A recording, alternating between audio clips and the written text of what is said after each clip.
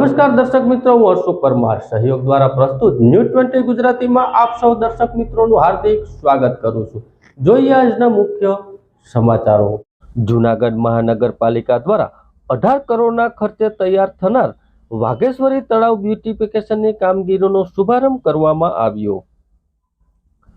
જૂનાગઢ મહાનગરપાલિકા દ્વારા શહેરના અનેક વિસ્તારોમાં વિકાસના કામો હાલ કાર્યરત છે, જેમાં અમૃત સરોવર હેઠળ મંજૂર થયેલ વાઘેશ્વરી તળાવનું અંદાજે 18 કરોડના ખર્ચે તૈયાર થનાર બ્યુટિફિકેશનનું કામ આજરોજ શુભારંભ કરવામાં આવ્યો। ગણેશનગર પ્રાથમિક શાળા ખાતે મેયર ગીતાબેન મોહનભાઈ પરમારના વરદ હસ્તે તેમજ ડેપ્યુટી મેયર ગિરીશભાઈ કોટેચા, સ્થાયી સમિતિના chairman Hareshbhai Parsana, water workers સમિતિના ચેરમેન કુસુમબેન અકબરે, કોર્પોરેટર શ્રી એભાભાઈ કટારા, ચંદ્રિકાબેન ચુડાસમા, પલ્લવીબેન ઠાકર, ગોપાલભાઈ રાખોલિયા, રાકેશભાઈ ધુળેસિયા, આરતીબેન જોશી વગેરે, પૂર્વ મેયર જ્યોતિબેન વાસણી, કાર્ય ઇજનેર શ્રી અલ્પેશભાઈ ચાવડા, અગ્રણી પ્રવીણભાઈ અકબરી તેમજ કર્મચારીઓ ઉપસ્થિત રહ્યા હતા। જૂનાગઢમાં મહાશિવરાત્રી મેળાના આયોજનને લઈ મેળામાં આવનાર લોકોને કોઈ મુશ્કેલી ન પડે તેને ધ્યાનમાં રાખી જૂનાગઢ પોલીસ વિભાગ દ્વારા ભવનાથ તળેટીમાં ફ્રૂટ પેટ્રોલિંગ કરવામાં આવ્યું। જૂનાગઢ પોલીસ અધિક્ષકના માર્ગદર્શન હેઠળ આવનાર મહાશિવરાત્રીના મેળાને ધ્યાનમાં રાખી પોલીસ દ્વારા ફૂટ પેટ્રોલિંગ કરવામાં આવ્યું। તો બીજી તરફ આ તકે મીડિયા સાથે વાત કરતા એસપી હર્ષદ મહેતાએ જણાવ્યું હતું કે મેળામાં આવનાર દરેક વ્યક્તિને આનંદ સાથે મેળો માણે તે માટે થઈને પોલીસ દ્વારા તકેદારીના ભાગરૂપે હાલમાં કામગીરી હાથ ધરવામાં આવી છે। તેમાં હોટલ, ધાબા વગેરેનું ચેકિંગ હાથ ધરવામાં આવ્યું છે। તે ઉપરાંત કાળા કાચના વાહનો, નંબર વગરના વાહનો વગેરેનું ચેકિંગ થઈ રહ્યું છે અને બધું લોકોના હિતને ધ્યાનમાં રાખી આ બધું કાર્યક્રમ કરવામાં આવ્યો છે।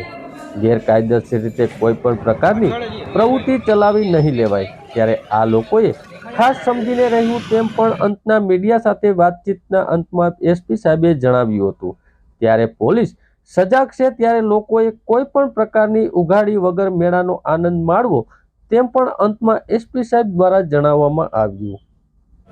આગામી 5 તારીખથી 8 તારીખ સુધીમાં ભવનાથ ખાતે શિવરાત્રિના મેળામાં ખૂબ મોટી સંખ્યામાં અહીંયા ભાવિકો આવી રહ્યા હોય એવા સંજોગોમાં પોલીસ દ્વારા હાલમાં ભવનાથમાં મેળામાં જે લોકો આવે છે એમને ઓછામાં ઓછી અડચણ પડે એમની સુરક્ષા માટે સમગ્ર જૂનાગઢ શહેર અને જિલ્લામાં હોટલ, ધાબા ચેકિંગનું હાલ ચાલી રહ્યું છે।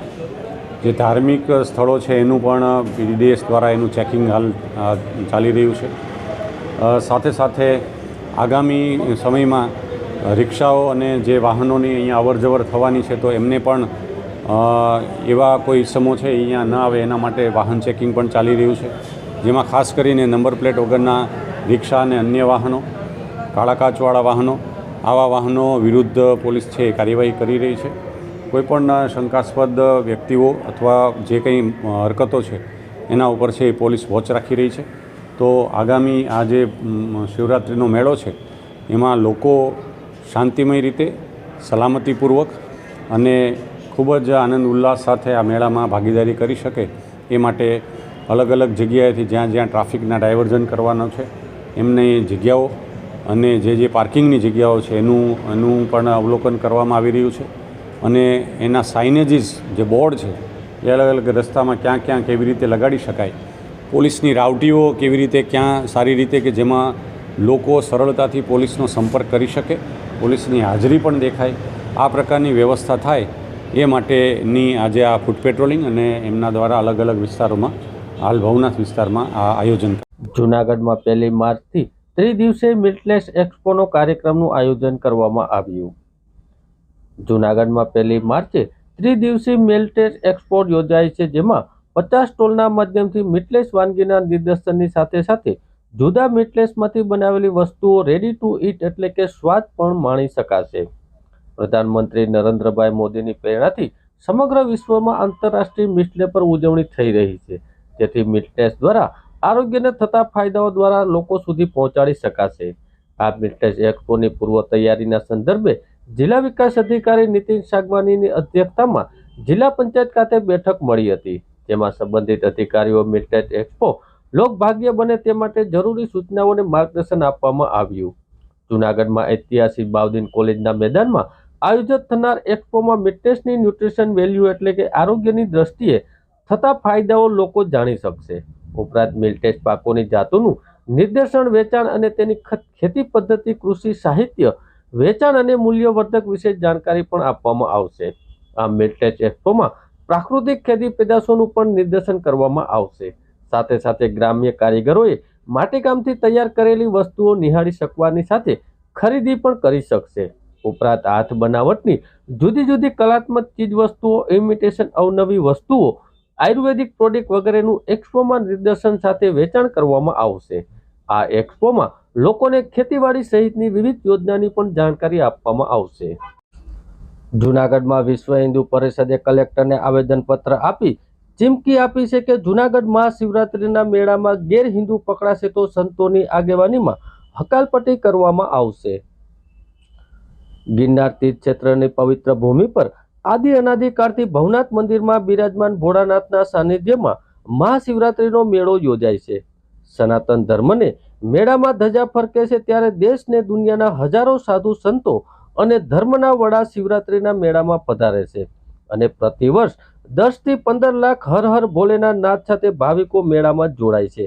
ત્યારે આ વર્ષે કરબકુંડના મહંત મહેશગીરી બાપુએ વિધર્મી લોકોની બગી મેળામાં નહીં આવે અને તમામ સાધુ સંતો શિવરાત્રિને દિવસે નાગા સાધુની રવેડીમાં સંતો યાત્રિકોની પાલખીઓ નીકળશે.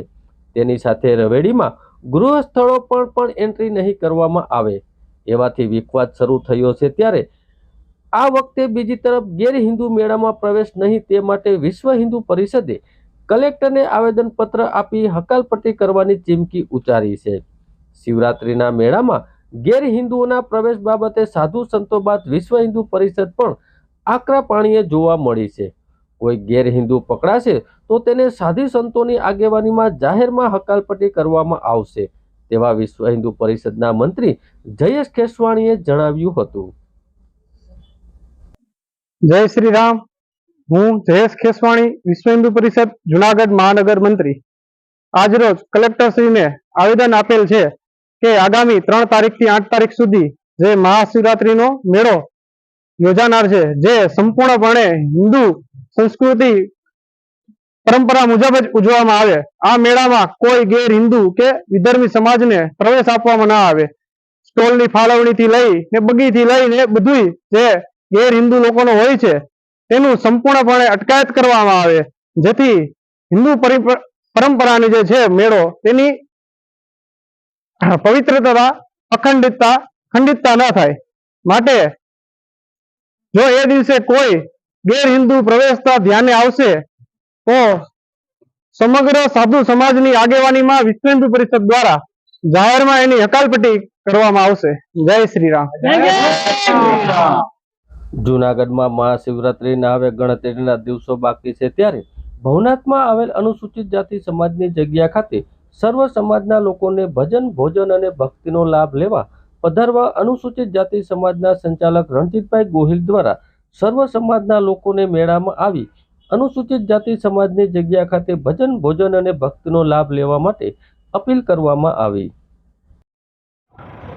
જુનાગઢ પ્રકૃતિની ગોદમાં ગિરિવર ગિરનાર તળેટી અંદર જ્યારે મિની કુંભ સમાન મહાશિવરાત્રિનો મેળાનું આયોજન તારીખ 5/3/2024 થી તારીખ 9/3/2024 સુધી જે આયોજન કરેલ છે, તેમાં ગુજરાત અનુસૂચિત જાતિ સમાજવાડી ભવનાથ તળેટી અંદર સાર્વજનિક અન્નક્ષેત્ર અને ભજન, ભોજન અને ભક્તિનો ત્રિવેણી સંગમનો જે કાર્યક્રમ કરવામાં આવેલ છે, તેમાં તમામ સમાજના લોકોને, સાર્વજનિક સમાજના લોકોને તમામને અહીંયા નિઃશુલ્ક ભોજન અને ભક્તિનો ભાવ લેવા હું ગુજરાત અનુસૂચિત જાતિ સમાજના સંચાલક વતી તમામ યાત્રિકોને હાર્દિક આમંત્રણ આપું છું અને તમામ લોકો અહીંયા પધારી અને અમારી સેવા લે એવી નમ્ર વિનંતી.